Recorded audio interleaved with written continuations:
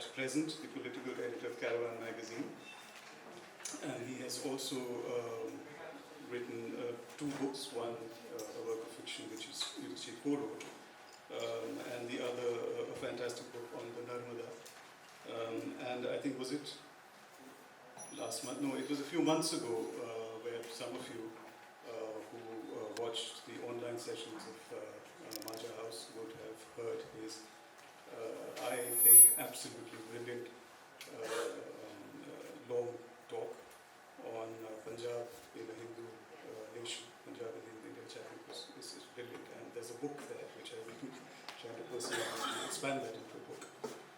So Hartosh and Wale, also a journalist and a researcher, and he has written, it was about I think 3 or 4 years ago that his book on Ayodhya was published, a fantastic book which examines, it's a kind of a biography, history, and also it's about contemporary Ayodhya, with lots of interviews that he did, which some of that will come up in the conversation that we have now. So should we start? Silent पे रखें, बंद करने की ज़रूरत नहीं. Just keep it in silent. Yeah. Thank you. I thought, we did a kind of a rehearsal earlier. Of course, we've all forgotten what it was that we discussed back in Delhi when all three of us met. But one thing that I do remember, which Hartosh had said that we should probably begin by doing is examining the idea of a secular constitution, because most countries have constitutions. I think even a country which is not democratic would have some kind of constitution. But the Indian constitution, especially as a secular constitution, what was it trying to do? Why it is special, and why it is in that context that we need to imagine how much of a magnificent experiment it was. By which I don't mean that it has failed, although we are at a stage in our history where we kind of wonder whether that wonderful, magnificent experiment was just an experiment. We are now a completely different country. But before we do that, I also want to say that there are these two fine minds who will be talking about that, but there are many, there are thousands and millions of Indians who are resisting what is happening in many different ways. So it is not a hopeless kind of situation, but we need to examine this. We need to examine whether it was ever a viable idea having a secular constitution in a nation which is as steeped in religion. Not only the majority religion of Hinduism, but even here in Punjab, some of us were here, so we went to the Golden Temple, and I think Jerry was saying how, when he's gone to Rome, it doesn't have that kind of feeling that you have here. It is an everyday experience of religion it calms you, it soothes you, it is something really wonderful. But this is also where people are killed, they're lynched. Like this wild idea of blasphemy, which is happening here in Punjab. So it isn't just about Hinduism, so deeply religious in that sense. Anyway, so coming to that question, Hartosh, would you like to talk a little bit about this idea of a secular constitution? Sure, I think, as we had discussed sitting in Delhi, I think we need to remind ourselves of what actually we had conceived when we thought of India and what the constitution was about, because I think either we had begun to take it for granted or we had forgotten what the idea itself was about. There are two important things. A lot of people today talk about the death of democracy when we talk about Modi or we talk about what is happening in the rest of the country. Actually, it's not the death of democracy. Modi has a perfectly democratic mandate. What we are talking is the death of the constitutional democracy as we have envisaged it, because the values Modi brings to the fore are not the values the Constitution imagined. So what are the values the Constitution imagined? What was the Constitution? What did it define? Well, two things. One, because we always think in terms of ideas elsewhere of nation states, of a nation. The first thing that we have to be aware of is that we did not define ourselves as a nation, we defined ourselves as a republic. What does that mean? By itself, it becomes an experiment that defies the history of Western democracy. It takes from the Americans the idea of the republic, but if you go to the Constitution, there are two things I always want to point out. That the recourse to history and geography that defines many countries does not exist in the Constitution. If you actually look through the Indian Constitution, there is no recourse to history in defining what India is. There is no version of history that is ever mentioned in the Constitution or used to define what India is. What is India? We, the people of India, etc., agree. What do we agree on? On a set of values as enshrined in the Preamble, the fundamental rights. The second is there is no recourse to geography. What is India? It is defined in a schedule. Like, forget what the geography of India is. It is put in some other part where you've defined clauses which allow you to change this geography. In that sense, even the geography is totally unimportant to the Constitution. It says this geography can be changed depending on these steps in the Constitution. Only thing that is relevant in this Constitution is a set of values. That is what we agreed on. We didn't agree on a history, we didn't agree on a geography. In that sense, there could be no greater contradiction between what Modi is trying to do today and what we agreed upon. Whether this was a viable thing or not, we will return to it as we talk, but this is what the Constitution was. And in not defining history or geography and invoking some values, the values we invoked was particularly a secular constitution in the sense that there was no religion of state. And that is what I think in the Indian context we mean by secular. It did not say that religion will not have a role often in private and public life. From the beginning there were disagreements. Nehru disagreed with the reconstruction of Somnath, etc. But that no one religion will have preeminence in public life, in public space. I think these were the defining features, to me, the core constituents of the Constitution. They have been very difficult to stand by, and whether they ever penetrated anybody other than a thin veneer of people who took part in the freedom struggle, a certain elite, I think these are questions we can discuss.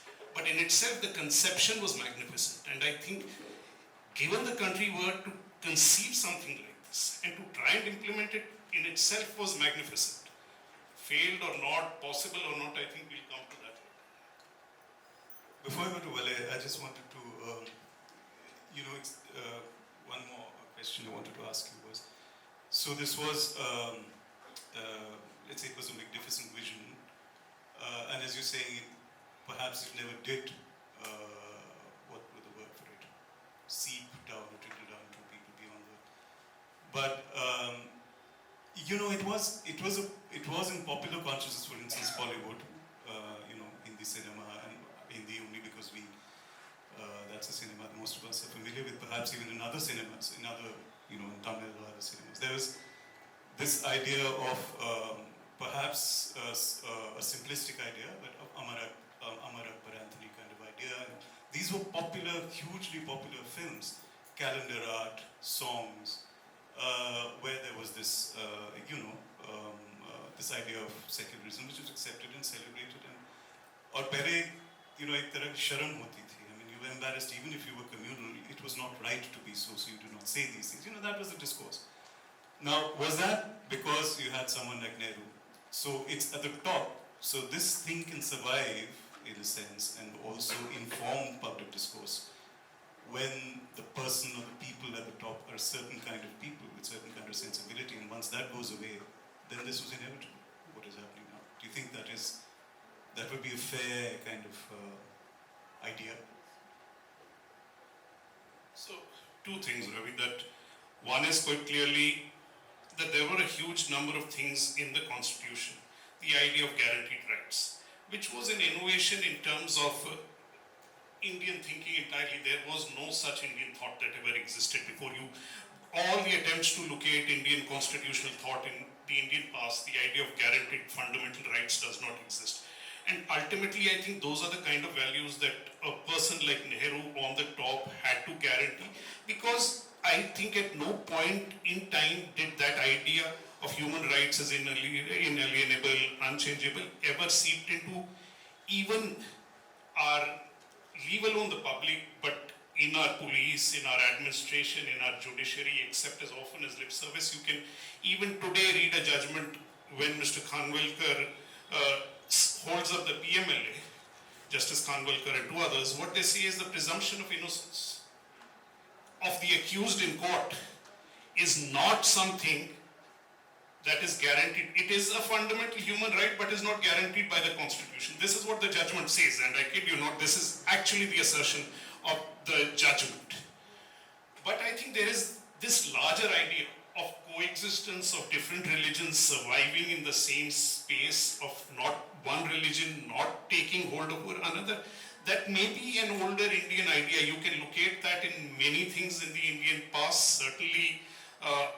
To go around today, so did we were there at the Bar Sahib today, to hear Kabir, to look at the Granth Sahib itself, to say that there is a preeminence of any one religious belief, philosophy or thought in this very idea, it doesn't exist. So I mean, you could draw on an older stream. I think part of that was what was reflected in Hindi cinema. I do believe that that stream still exists.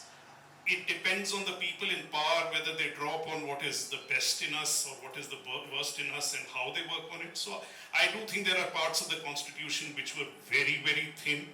And I do think the idea of possible coexistence, at least as terms of ideas, was deeper than just the Constitution or Nehru.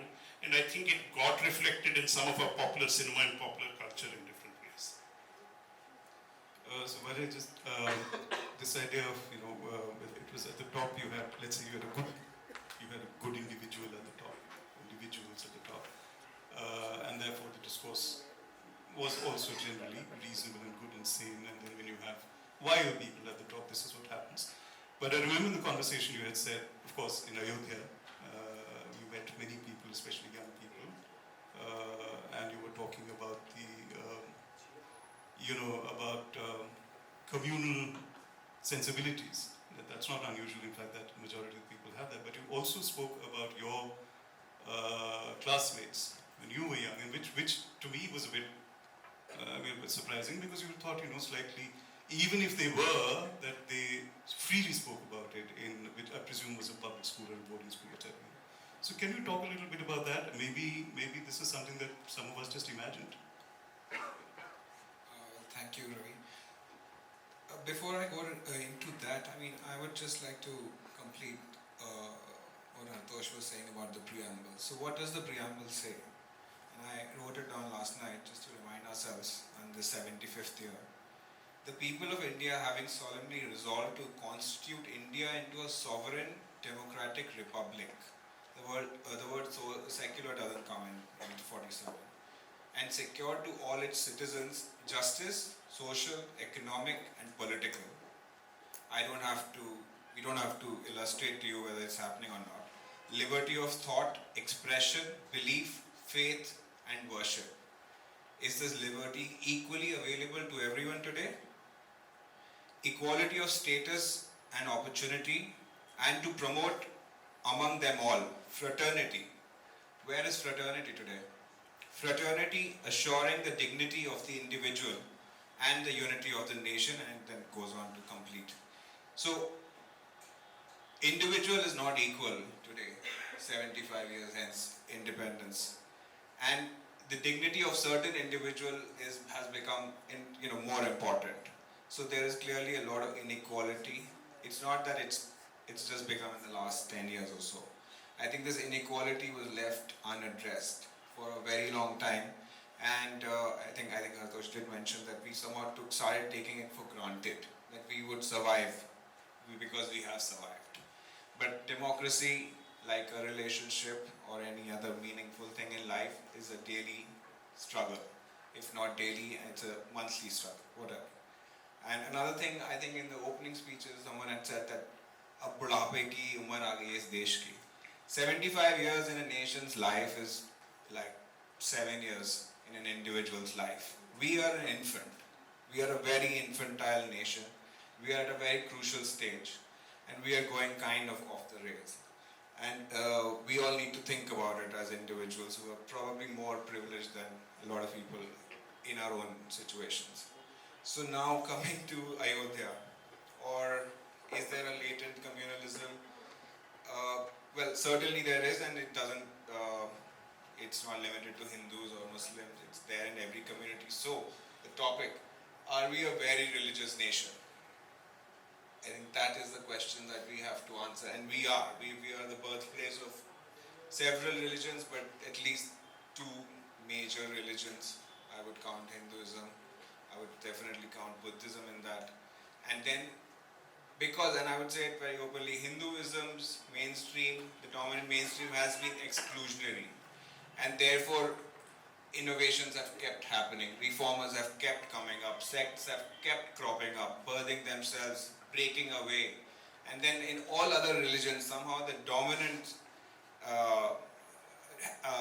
strain has also been exclusionary. Therefore, in this state, you have a certain number of, you have had a phenomenon of lower castes or others not, going away basically to deras or babas or sects or whatever. And the Kabir is also a result of that, and so on. So I think we have to understand that all of these various phenomena, the founding fathers and mothers and aunts were aware of. They were aware of this very inherent, intrinsic, regressive, enabling sort of conditions in our history, in our culture, in our religions. And that is what they wanted to curb when they wrote the Preamble, when they wrote the Constitution, and when they guaranteed equal rights to every individual. Ye unhe pata siga, I feel. And it was an attempt to curb this through education, curb this through social affirmative action. And then I think, we lost the way, the rot kept setting in, and we all know how we have got here. I think deep down we all know. We are all complicit. Some of us less, some of us more. As voters, as funders, as teachers, as police. And finally the constitution has to be implemented by not an IPS officer, but the Havaldar or the constable. So we left the constable and I think a lot of people out, and we just, because it's written, because we are like this, everybody who sees and reads and follows us should also be like this. So I think we have slipped for a long time, and this is the time, this is the moment for reflection to see how, if at all, we can salvage the situation. So you said, about education at least, so, and I'll just come back to your classmates that you talked about.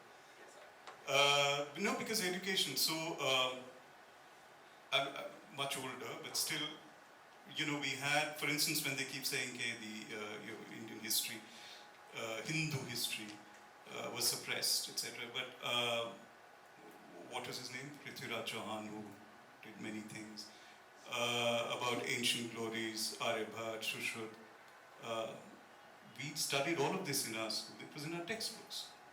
So, I don't think Hindu history was suppressed, but there were people, at least many of us, I'm sure, were fortunate to have had, among the many teachers, at least a few, who were, for lack of a better word, let's say liberal, but, of Catholic spirit. And they had large, open minds, and they encouraged that kind of, at least a spirit of curiosity, if not of Catholicism. And sure, I don't know, at least my sense is that in most places, and in places where I think even you would have studied, there would have been teachers like that, were there not? Did they not make any difference? Of course, my teachers made a lot of difference, but I think it is often said that Indian is a good individual, an Indian, but you take a bunch of them and they start pulling each other, start fighting against each other, start saying stuff about each other. So as a collective, somehow we don't get united. As individuals, it's very basic. But this is, I just want to say that this is also the 100th year of a book called Essentials of Hindutva. It It was published in 1923 written by Savarkar, and in which he defines in the last chapter what are the essentials of Hindutva, and in which he says these two communities, Muslims and Christians, it's not just that one view has existed. So there were teachers who were good, there were classmates who were great, who were secular, who were probably just more gosht hota hai and dost hota hai. But back home there was that, invisible and visible barriers that you would not cross. So I'm sure everybody's been told, dosti sabse karo shadi, that kind of thing. So what are the what is the most concrete evidence that you've transcended barriers of social barriers, economic barriers? You'll really have to cross them. It is no good just saying that, no, I don't believe in casteism, or I don't believe, that Muslims are bad. So this double speak, which has been there for so long and has caused this, whereas on the other hand, the RSS has been working it for 100 years. It's believed in that agenda. They eat cows, they look to the west, they will cheer for Pakistan. Look, Ram Lalla was imprisoned for 400 years, they destroyed our temples. It just goes on. Yeah, yesterday or day before, the Home Minister said, Heen Bhavana, which is an inferiority complex. We are correcting that. Our history was rewritten or wrongly written, portrayed, and that has instilled this inferiority complex among Hindus. As a Hindu, I would say, yeah, certainly you have that complex. But it's not going to be addressed by this completely hollow rhetoric, which is only one-sided, one-dimensional hate. Right? So, if we want to have a mature look at, how do we correct certain portrayals of history, we should do that. But to simply go on and saying that, Prithviraj Chauhan won the battle and then Maharana Pratap also defeated a certain, it's not going to help, because what we have is basically till Congress rule UPA 2013-14, I remember because I've also worked in the development sector, malnutrition, and there are senior journalists here in the room, malnutrition and those things used to be the stories. Today those stories are not there. Today's stories about man killed over an animal, or even just suspected animal meat. So what I'm trying to say is that the narrative has changed, but it has come, it has been waiting for a long time. And I guess everybody, I think I'm just going on and on. But what I would say here is that I grew up with the same students who continued to be, by the way, like that. They've openly mocked their minority friends in WhatsApp groups. And I studied in central India, so there were very few Sikhs there, comparatively. And they also used to mock Sikhs. And they also used to mock other communities. So in the end, it was just upper castes mocking and oppressing everyone else. That is where we're, I think, circling back to. This is a phase where you're a Hindu and you can go and slap some lady in a Noida society and claim that nothing will happen to you. But tomorrow it would be like, who's a better Hindu? Right? So let's see how this unfolds. Some of those things we'll come back to later. Also, I think we'll open it up for questions. But Atosh, there's this, and I think we talked about this, how it's ironic and maybe even tragic. But at this moment, Hindu majoritarianism, so the resistance, in a sense, is from parochialism and extreme religiosity of another kind. So many of us, when the farmer movement happened, and even now, you see in Punjab, you can't do this to the Sikhs. And so that is our kind of our hope, which will stop this juggernaut of Hindu majoritarianism. But this is just as problematic. The fanaticism of other faiths. Is that going to become the defense against fanaticism of the majority faith? So yeah, I think to truly understand the tragedy you're pointing to, we actually have to specify what we mean by a religious nation. And fundamentally my belief is that if the secular constitution is failing, It is failing for very similar reasons that the great religions of this country, Buddhism, Jainism, Sikhism, have failed. And they have failed because fundamentally India actually has just one religion. And over that you have superposition of other beliefs. That religion actually is the caste system. There is nothing more powerful than the caste system. Brahmanism is the theoretical justification or edifice for the caste system. Why do I say the caste system is simply the most powerful intellectual system in existence in India? New religions come in, they can break a caste. Suddenly the Jats become Sikh, the Jats. Intermarriage between Jats and Jats will stop. Hindu Jats will no longer marry Sikh Jats, and you can take that for various but there is no example, as far as I know, of any religion in India actually uniting two castes that were disparate and were not marrying each other. To me, fundamentally, socially, that suggests that the power of caste is more powerful than anything else, any other religious, spiritual motivation that you can bring.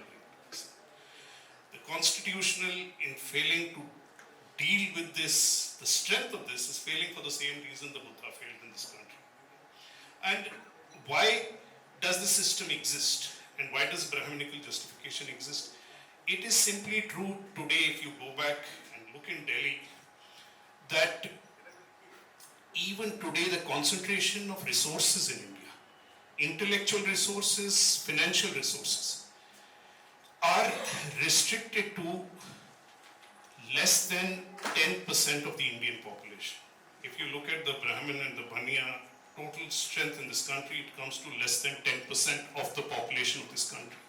This 10% over 2000 years has had control of resources in a way that the world hasn't seen anywhere else except for limited periods of time, and I'm comparing this deliberately in apartheid South Africa or racist America. Otherwise, this disproportion of resources in the hands of just one elite over 2000 years has never existed anywhere in the world.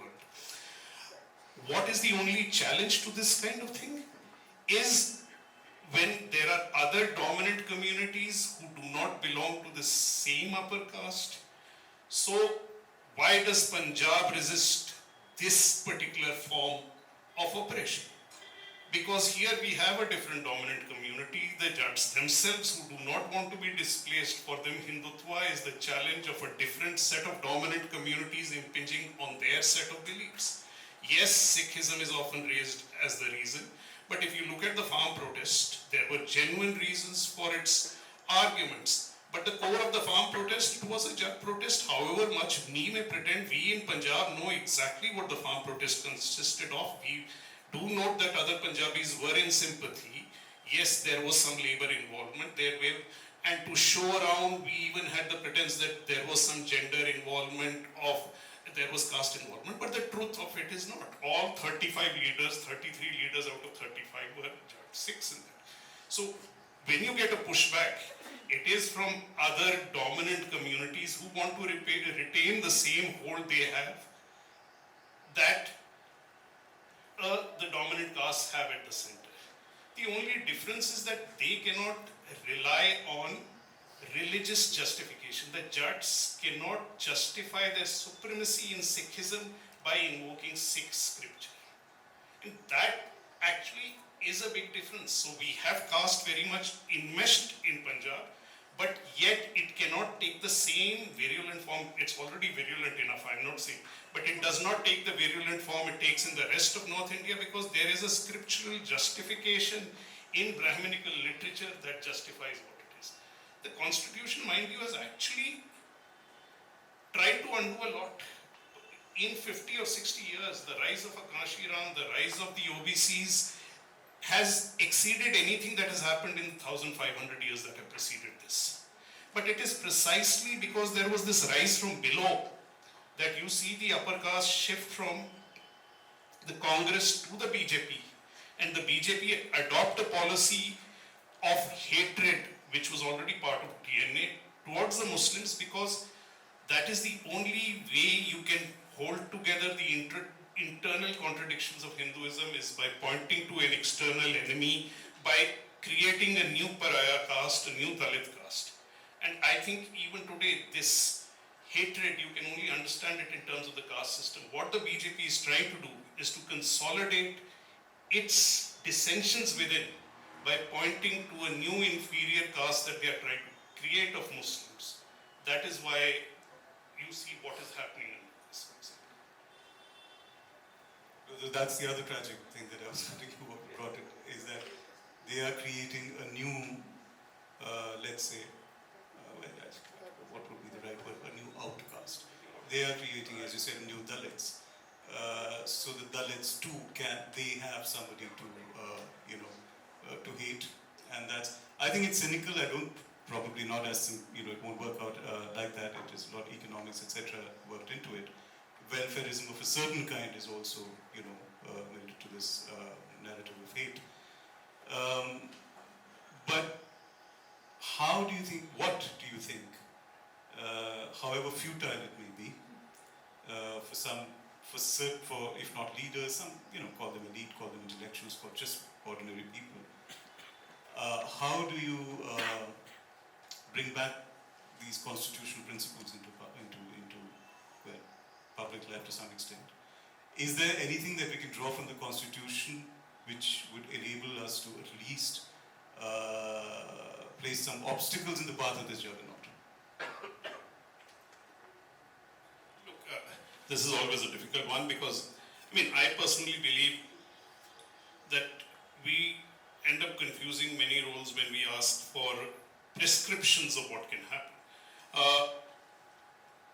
As journalists, I feel it is our job to do journalism, which means that we operate with a constitutional mandate, that we keep writing that this is what is going wrong, this is what can't be done, these are the facts on the ground. I think civil society has a role to play, publishers have a role to play, authors, writers, poets have a role to play, whatever. I'm not saying poetry has to be political or writing has to be political, but there is a certain society in which we are living in. Some of it gets reflected in writing. I think none of this can actually do the job of defending the Constitution. That is the domain of the political, and we cannot enter that domain. As journalists, if I think that my job is to start advising politicians, even if I agree with them or I oppose them, I am doing something that is actually destroying whatever little of journalism that is left in this country. So what that means is that for us, it is incumbent that we remember we are working under a constitutional system till the RSS and its work changes it, that we keep writing under that paradigm, we keep doing our work under that paradigm, and in the end, a larger political response must come from what happens in politics. Is there a way some of us can generate it? Not through our professions. That's right, only a personal mandate that people can engage with. Do I have any easy answers to that? No, I think that when I said in the beginning that we have to evoke the best of us sometimes, you do need politics, you need charismatic figures who will be able to invoke those feelings. Do I see those around me? No, I do not. We have to recognize that there is a malevolent genius to Modi's charisma. I personally can't recognize it. I think he's a bad speaker, he's a mediocre man, he's a mediocre intelligence. But for whatever reason, when he stands and speaks, people respond to the man. I don't understand why they respond to him. I think it is terrible that they do, but there is something that he is able to evoke in people, that they find something in him. I think we do need figures who, for their very reasons, with a very different set of values, also command the ability, that element of charisma, that ability to take people along, I don't think can be defined very easily by saying A, B, C, D. That may happen with time, circumstances will come up, I don't know. In the meantime, there is my journalism to do. It is what I'm saying now, it is my job to do that. No, I agree. I wasn't actually thinking of people that through their professions doing, but being certain kind of people, keeping a certain kind of narrative, however small it may be, alive.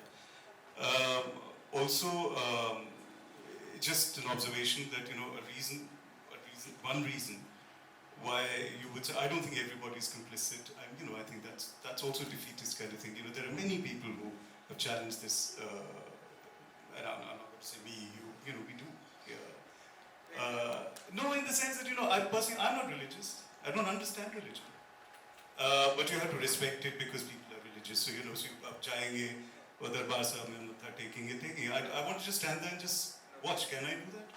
So, no. But what I was saying was that just one observation about how many of us never question success. So if Ekta Kapoor celebrated great success, some of the most dangerous, regressive things which have entered the public discourse are because of people like her, because of people who make many other popular programs. The Ramayana serial is one, but Sachin Tendulkar, everybody loves him. Nobody says, but worst kind of people. These are our icons. So in that sense, I suppose we are complacent that as long as you're successful, that's enough. Anyway, so that's just one observation. But if you had something to add about what Hartosh said, there's only so much that we can expect people to. I do not mean to dismiss religion or its importance, and by being complicit, I did not mean being religiously complicit. Look, I don't think there is a progressive religion in that sense, and I don't think that leaving religion makes you progressive. Like, there is no such direct relationship. You can have no religion and still be an extremely, horrible person. So I wasn't saying that. And there are no solutions. To my mind, it's always like stand up not for yourself, stand up for others' rights, and do it more and more. Today, I think that is the long-term strategy. That is the only strategy. That's about it. That's what I would say. Stand up for everybody's rights. Do you think we could get some questions? So may I ask a question? Ji. Kind of bundled up everything in my mind. We as the general public, what we hear, what we see is essentially second-hand information. Very often we find ourselves in a situation कि जो हम देख रहे हैं, जो हम सुन रहे हैं, सच भी है कि नहीं. As journalists, your tribe is privileged to have access to a lot of information firsthand. You're in a position where you can vet it, where we can actually analyze whether it's true or wrong. So you have this set of people who are in a position to see this. And then you have a very strong bastion of a society, which is the judiciary. Is it possible for these two tribes to get together to pull out the features of the constitution which we just enumerated and to kind of reinforce them somehow? I'm an engineer, so I think of one part, second part, combine them, make formula bana lo, that kind of a thing. That's what I'm trying to think of a mechanism or a machinery to see if that can work. Who would want to? We are both engineers. You're also an engineer. Look, there is a system that has been designed. No system is resistant to repeated changes and subversion so that the values that sustain that system do not survive. When you can make arguments based on half-truths. If as an engineer, you start building structures not on the data that is available to you, but that you presume data, that you make presumptions, you make all sorts of assumptions on the basis of which you want to construct a nation. You demonize others, you take away the very values that sustain what we are all about, and try and create a fear, then even as engineers, there's nothing that can be done beyond a certain point. If a majority and a large part of the majority will believe in certain values and create a threat perception for itself, eventually the judiciary will also start reflecting those values, as is happening today. Which is precisely why we're looking at a corrective measure. Sure. No, so the corrective measure, as I said, cannot come from within the system. That it can only come through a political response that then allows the values of the constitution to be re-established. When we can work with reason, when we can work with when you say the facts are not available, they are second-hand, actually it's not true. Most of the facts that I will tell you about, most of the facts that you hear are facts that you can actually directly verify for yourself. You hear the same rhetoric, you hear the same numbers, you deal with the same situation, you read the same judgments of this country. So when we talk away of the whittling of values, of people being arrested on minor charges, of a large minority being targeted, all this is not second-hand. This is actually what is happening. Yeah. So in that sense, you have the right to make up your mind and react to it and engage with it as much as we can. We are trying to get that information to you. What our job is to get that information, let you process it. The response has to come from people like you and other people who will take that information on board, and when they go out and act, that they will see that there are people bent on spreading hatred, bent on spreading misinformation, bent on spreading false numbers and false threats, and it is your job to kick them out.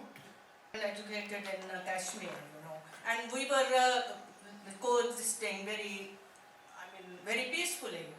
Hindus, Hindu Pandits, Muslims, and Sikhs. I'm a Sikh by religion. But हमें कोई मुश्किल नहीं थी पढ़ने में भी, दोस्ती में भी, किसी जगह कोई खाने पीने में कोई मुश्किल नहीं थी हमें. लेकिन उसके बाद जो हेट्रेड अब आ गया है, मेरे को जो तकलीफ होती है वो ये है कि कैसे हम लोग एज ए नेशन हेट्रेड के इमोशन पे सरवाइव करेंगे. मुझे कोई इसका कोई इलाज बता दे. I will be very thankful. I am sorry I took a lot. जी हेट्रेड ਅਸੀਂ ਤੇ ਮੁਕਾ ਨਹੀਂ ਸਕਦੇ, ਮੈਂ ਪਹਿਲਾਂ ਵੀ ਕਿਹਾ ਹੈ, ਪਰ ਅਸੀਂ ਸੱਚ ਬੋਲ ਸਕਦੇ ਹਾਂ. ਤੇ ਸੱਚ ਬੋਲਣ ਲਈ ਇਹ ਜ਼ਰੂਰੀ ਹੈਗਾ ਕਿ ਸਾਨੂੰ ਇੱਕ ਅਸਰਟ ਕਰਨਾ ਪੈਣਾ ਹੈਗਾ ਕਿ ਇਹ ਜਿਹੜਾ ਨੇਸ਼ਨ ਹੈਗਾ ਇੰਡੀਆ, ਇਹ ਸਾਰੇ ਸਾਰਿਆਂ ਦਾ ਸਾਰਿਆਂ ਦਾ ਹੈਗਾ. ਇਹਦੇ ਕੋਈ ਠੇਕੇਦਾਰ ਨਹੀਂ ਹੈਗੇ. ਅੱਜ ਪਤਾ ਕੀ ਹੋ ਰਿਹਾ ਹੈਗਾ ਕਿ ਸਾਡੇ ਵਰਗੇ ਬੰਦੇ ਅਗਰ ਭਿੰਡਰਾਂ ਵਾਲੇ ਤੇ ਉਹਦੀ ਫੰਡਾਮੈਂਟਲਿਜ਼ਮ ਨੂੰ ਪਬਲਿਕਲੀ ਕ੍ਰਿਟਿਸਾਈਜ਼ ਕਰੀਏ ਤੇ ਅਸੀਂ ਨੈਸ਼ਨਲਿਸਟਿਕ ਹੋ ਜਾਂਦੇ ਹੈਗੇ. ਅਗਰ ਅਸੀਂ ਕਹੀਏ ਕਿ ਮੋਦੀ ਵੀ ਡੇਂਜਰ ਹੈਗਾ, ਖਤਰਾ ਹੈਗਾ, ਉਹਦੀ ਫੰਡਾਮੈਂਟਲਿਜ਼ਮ ਵੀ ਹੈਗੀ, ਤੇ ਕੁਝ ਬੰਦੇ ਸੋਚਦੇ ਹੈਗੇ ਕਿ ਉਹ ਸਾਨੂੰ ਐਂਟੀ ਨੈਸ਼ਨਲ ਕਹਿ ਸਕਦੇ ਹੈ ਕਿ ਉਹਨਾਂ ਨੇ ਕੋਈ ਠੇਕਾ ਲਿਆ ਹੋਇਆ ਹੈ, ਉਹਨਾਂ ਨੇ ਨੇਸ਼ਨ ਦਾ ਡਿਫੈਂਡ ਕਰਨ ਦਾ. ਉਹ ਕਦੇ ਜਦੋਂ ਨੇਸ਼ਨ ਨੂੰ ਡਿਫੈਂਡ ਕਰਨਾ ਹੁੰਦਾ ਹੈ ਤੇ ਕਿਤੇ ਦਿਖਦੇ ਨਹੀਂ ਹੈਗੇ. ਤੁਸੀਂ ਦੇਖਿਆ ਹੈਗਾ ਕਦੇ ਆਰਐਸਐਸ ਤੁਹਾਨੂੰ ਬਾਰਡਰ ਤੇ ਦਿਖੀ ਹੈਗੀ? ਨਾ ਦਿਖੂਗੀ. ਪਰ ਪ੍ਰੋਬਲਮ ਉੱਥੇ ਹੀ ਹੈਗੀ ਆ. Rest of the world. In India, secularism turned into some kind of patronization of all religions. And I think in the other countries, the state keeps itself away from any religion. They don't kind of get into any religion.